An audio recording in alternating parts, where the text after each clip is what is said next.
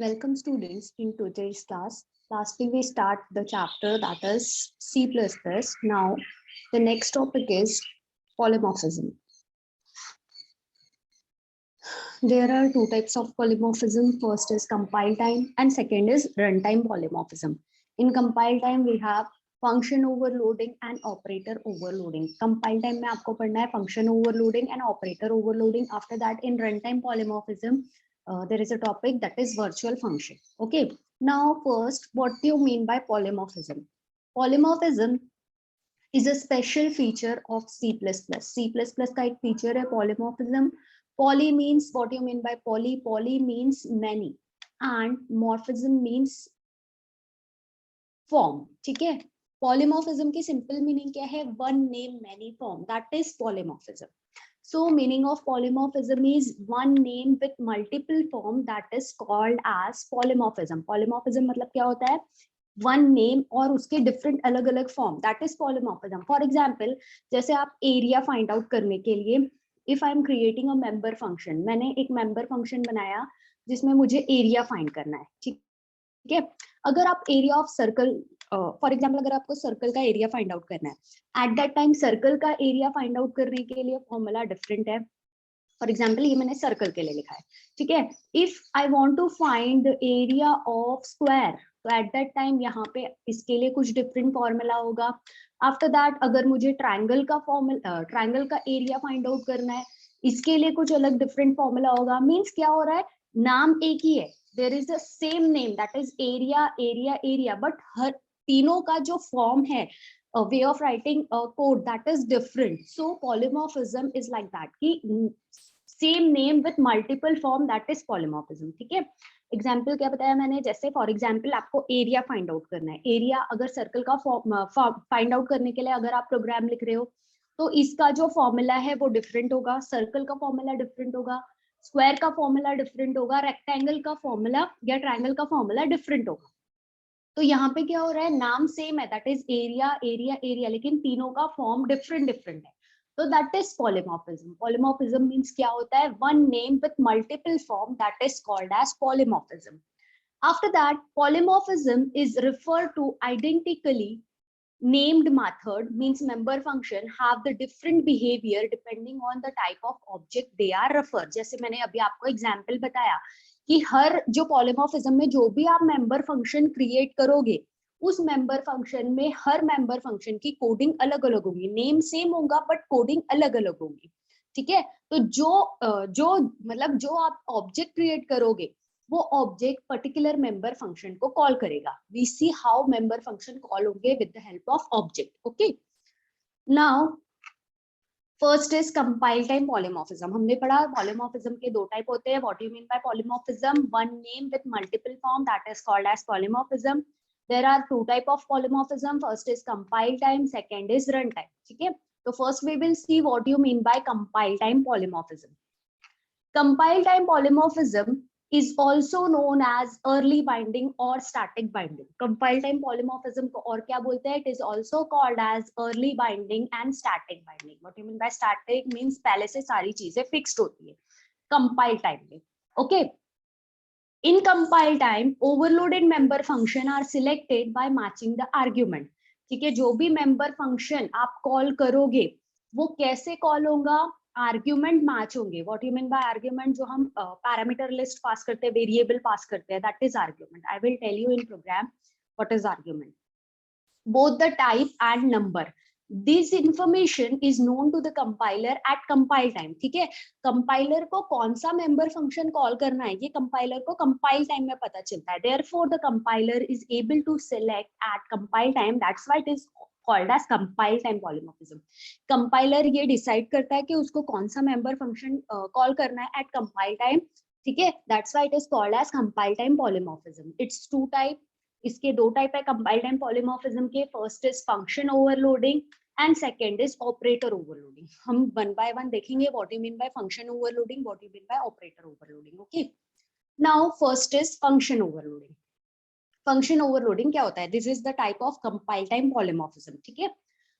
The use of same function name to create a function that perform a variety of different tasks is known as function overloading. Means हम same function name use करेंगे but अलग अलग task उससे perform करेंगे, that is called as function overloading. For example I will tell you example program. The overloading is used the same thing for different purpose. Okay, same function name तो रहेगा लेकिन हर function जो है अलग अलग purpose के लिए work करेगा, हर function का एक output अलग होगा. The function overloading is the example of compile time polymorphism. Function overloading इसका example है compile time polymorphism का. When we want a program with same function but the parameter list is different, then function overloading is used. ठीक है, जैसे for example यहाँ पे हमने दो फंक्शन बनाए एरिया एंड एरिया, लेकिन पैरामीटर लिस्ट, ये इसको बोलते हैं parameter which is also called as argument. तो पैरामीटर लिस्ट डिफरेंट है. जैसे यहाँ पे हमने पैरामीटर लिस्ट पास की एक variable integer that is x, यहाँ पे हमने दो इंटीजर वेरिएबल पास किया इंट एल और इंट बी. तो क्या है, same function name but parameter list is different of both the function, that is function overloading. The correct function is to be invoke is determined by checking the number and the type of argument. ठीक है, तो अब ये function call कैसे होंगे, argument match होंगे, means ये parameter list match होंगी जब फंक्शन कॉल होगा. तो जितने पैरामीटर दिए उसके अकॉर्डिंग फंक्शन का कॉल होगा. For example I will tell you a program, this is a program of function overloading. ठीक है, सबसे पहले हमने यहाँ पे हेडर फाइल दी है hash include iostream.h. After that मैंने यहाँ पे फंक्शन बनाया. मेन के पहले हमने मेन प्रोग्राम के पहले फंक्शन डिफाइन किया है, दो फंक्शन. फंक्शन में मैंने रिटर्न टाइप दिया है इंट, क्योंकि ये फंक्शन एक इंटीजर वैल्यू रिटर्न कर रहा है, that's why I am giving here a return type that is int. After that function name दिया मैंने एरिया, उसमें पैरामीटर लिस्ट पास की इंट एस. ठीक है, एक पैरामीटर पास किया इंट एस, एस नाम का वेरिएबल दैट इज टाइप है उसका इंटीजर, ये मेरा पैरामीटर लिस्ट है which is also called as argument.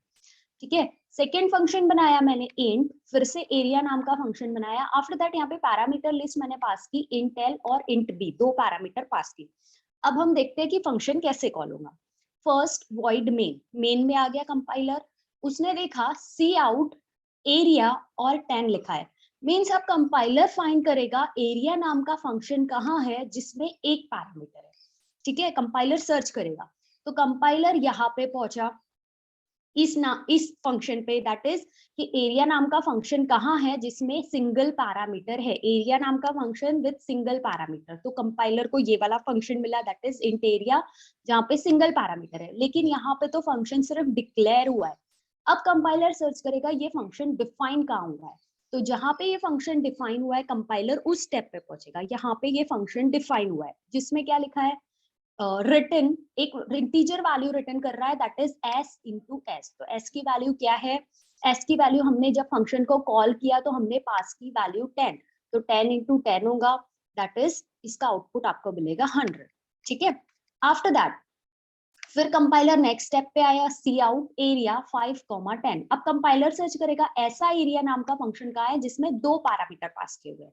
तो कंपाइलर इस स्टेप पे पहुंचा, लेकिन इस स्टेप पे तो सिर्फ डिक्लेरेशन है.